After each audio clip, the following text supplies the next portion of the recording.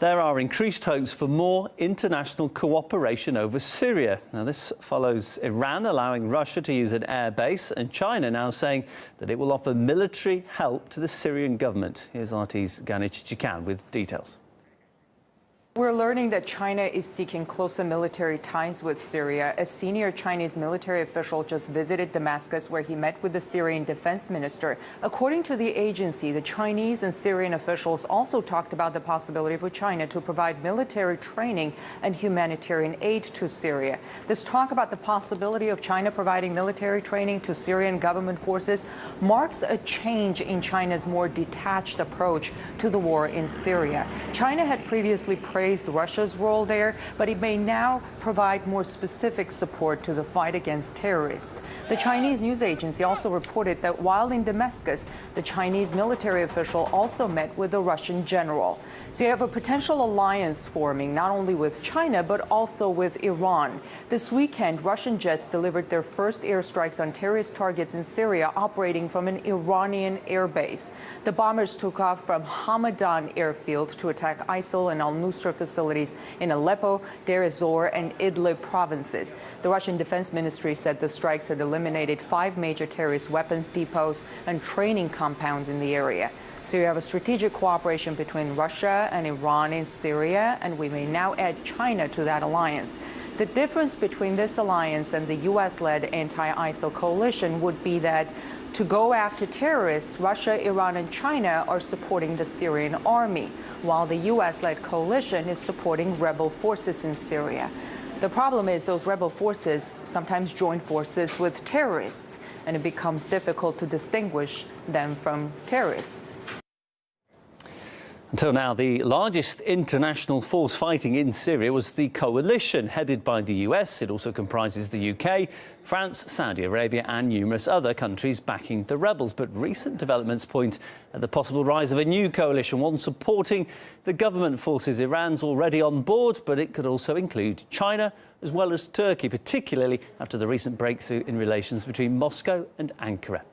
Let's discuss this story in more detail now. We can cross live to guest Andrew Lung, who's an independent China strategist. Welcome, Andrew. So the report is that China has promised military assistance to the Syrian government. If that's the case, how extensive, though, because this is important, how extensive do you think that military assistance would be?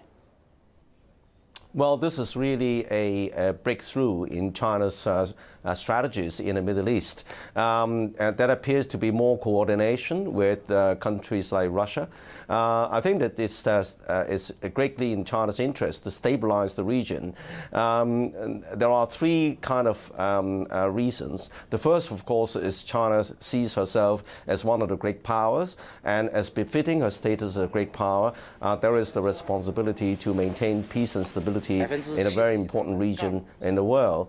And indeed, China has already fielding the largest peacekeeping force in the United Nations. But as far as the Middle East is concerned, it means even more to China, because that is a matter of energy security. A lot of the energy from the Gulf is affected by instability in Syria and in other regions.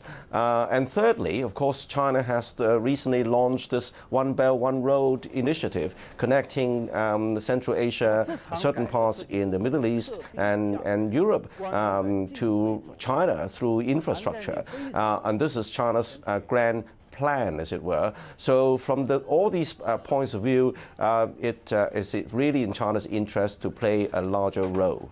You say it's in China's interest, they're a major player in the region, but they're relatively late to this party, if I can use that reference. Why did they hold back so long?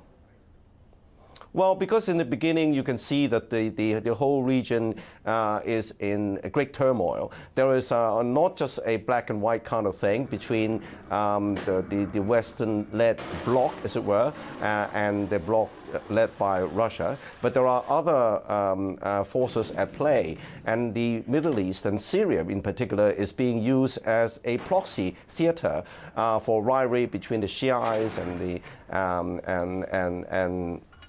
and the other side of the Islamic conflict. But also there are the terrorism and also the Kurds and various other tribal forces. So the whole situation is very complicated. And don't forget, China is facing a very serious internal problem herself. But now the situation seems to be clearer. And of course, at a time when the United States and other countries are looking inwards, it opens up the opportunity for countries like China and Russia really to be playing a larger role. So first we have Iran helping Russia, then we have China getting involved. There's a lot of talk that Turkey too will provide some kind of assistance to the Russian side. Is it fair to call this a coalition? And if so, just how strong is it? Well, in a way, there is definitely more coordination between these countries, China, Russia, and Turkey, who do not see really, toppling the Assad regime in Syria solves the problem. Of course, there are also vested interests, national interests at stake. For Russia, there is this military base in certain parts in Syria. For China, as I mentioned, there is energy security. For Russia, for Turkey, is the question of the how to resist the inroad of the Kurdish kind of regime. So there are various vested interests. But on the other hand, stabilizing the region actually plays into the interests of these three countries, in the sense that they'll be seen as solving a lot of the problems plaguing not just the Middle East, but mitigating the refugee problem, and it adds to their national prestige.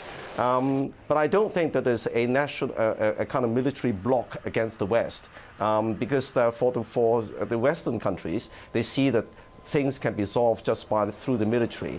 I think for both China and Russia, it's more complicated than that. I mean, you just can't use the only tool in the toolkit, which is like solving every problem seems like a nail that requires a big hammer. There are lots of ethnic, economic, cultural, religious, geographic kind of differences that need to be managed at first and to be addressed in a more comprehensive manner. Andrew, good to hear your thoughts on this story. Thanks for joining us there from London. Andrew Lung is our guest, independent China strategist.